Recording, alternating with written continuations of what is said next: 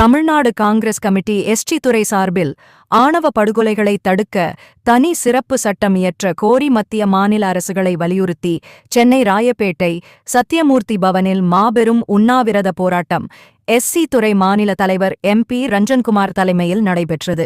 இதில் தமிழ்நாடு காங்கிரஸ் கமிட்டியின் முன்னாள் தலைவர் KV தங்கபாலு, பொன்னேரி சட்டமன்ற உறுப்பினர் துரை சந்திரசேகர், கிள்ளியூர் சட்டமன்ற உறுப்பினரும் காங்கிரஸ் கட்சியின் சட்டமன்ற குழு தலைவருமான ராஜேஷ், RTI மாநில தலைவர் கனகராஜ் உள்ளிட்டோர் ஏராளமான காங்கிரஸ் கட்சியினர் கலந்து கொண்டு ஆணவ படுகொலைக்கு தனி சட்டம் இயற்ற வேண்டும் என மத்திய மாநில அரசுகளுக்கு கோரிக்கை விடுத்தனர்.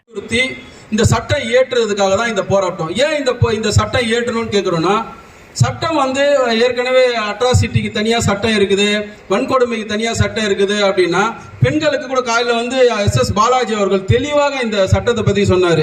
வன்கொடுமைக்கு, அதாவது பெண்களுக்கு பாதுகாப்பு சட்டம், ஏன் போக்சோ சட்டம் தனியாக எடுத்துகிட்டு வந்திருக்கும். அந்த மாதிரி ஒவ்வொன்றுக்கும் எடுத்துருக்கும் போது இன்னைக்கு காவல்துறை அது சரியாக செயல்படுத்தல. இந்த கடந்த இத்தனை ஆண்டுகளில் 64 ஆணவ படுகொலைகள் நடந்திருக்கு. அதில் 4 படுகொலைகளுக்கு தான் தீர்ப்பு கிடைச்சிருக்கு. இந்த மாதிரி எத்தனை கொலைகளுக்கு தீர்ப்பு கிடைக்காம இருக்குது. அதுக்கெல்லாம் என்ன காரணம்?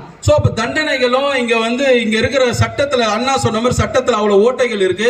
அதனால அதை வச்சு இல்ல பணபலத்தை வச்சு இந்த காவல் அதிகாரிகளுக்கு துணை போறதுனால வந்துடுறாங்க.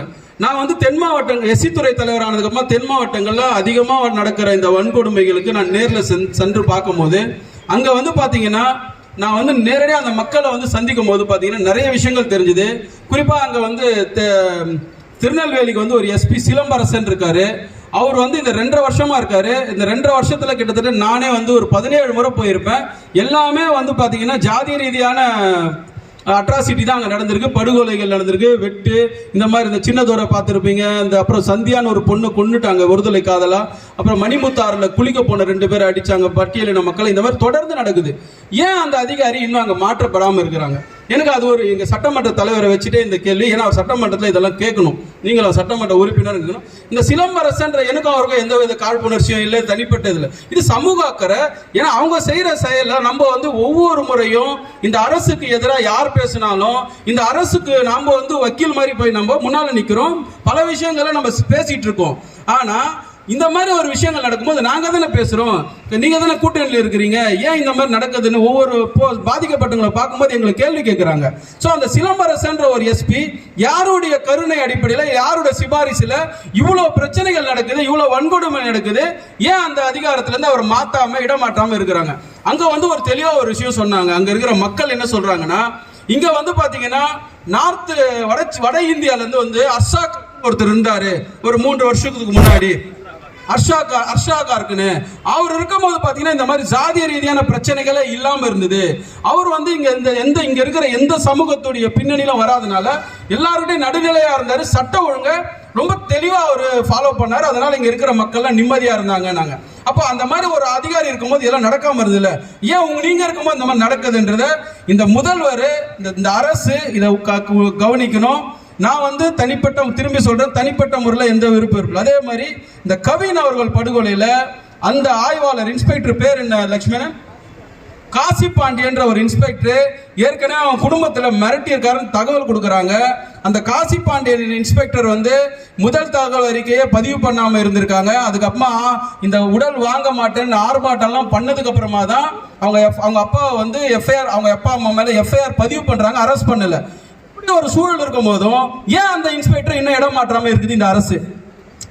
இதுக்கெல்லாம் என்ன காரணம்? அப்போ ஆதிக்க சாதி அதிகமா இருக்கிற இடத்துல அதே சமூகத்தில் இருக்கிற அதிகாரிகள் இருக்கிறதுனால தான் இந்த தவறுகள்லாம் நடக்குது. இந்த ரஞ்சன்குமாருக்கு தெரியுது, இது சாதாரண மக்களுக்கு தெரியுது. ஏன் இந்த அரசு இதை கவனிக்க மாட்டேங்குது? இதெல்லாம் பாத்தீங்கன்னா மக்கள் நலன் சார்ந்த அரசு, காங்கிரஸ் செயல்படுறதுதான் இதை எடுத்துக்கணுமே தவிர இது அரசுக்கு குற்றமா எடுத்து. இந்த மாதிரி சின்ன சின்ன விஷயங்களை அரசு கண்டிப்பா நோக்கணும். அதாவது சமூக நீதியின் பின்னணியில நம்மளுடைய முதல்வர், அதாவது தந்தை பெரியார், பேரறிஞர் அண்ணா, கலைஞர் அவர்களுடைய வழித்தோன்றலா இன்னைக்கு பல திட்டங்களை இன்னைக்கு எவ்வளவு கலைஞர் எவ்வளவு பட்டியலின மக்களுக்காக செஞ்சிருக்காங்க. நம்மளுக்கு தந்தை பெரியார் இந்த சமூகத்துக்கு எவ்வளவு பெரிய பணியாற்றி இருக்காரு. அப்படி இருக்கிற ஒரு தொடர் ஆட்சியில இந்த மாதிரி ஒரு அவல நிலையில நீங்க இருக்கும் போது இங்க வந்து மாண்புமிகு முதல்வர் சமூக நீதியின் முதல்வராக செயல்படுற முதல்வர் ஸ்டாலின் இருக்கும் போது இந்த தனி சிறப்பு சட்டம் இயற்ற முடியலன்னா வேற யாரால இயற்ற முடியும்ன்றதுதான் எங்களோட கோரிக்கை. அதனால நீங்க இருக்கும் போது இந்த பட்டியலின மக்களுக்கு ஒரு பாதுகாவலனா இருந்து இந்த தனி சிறப்பு சட்டத்தை ஏற்று இந்த மாநில அரசை வலியுறுத்தியது இந்த எஸ்சி துறை.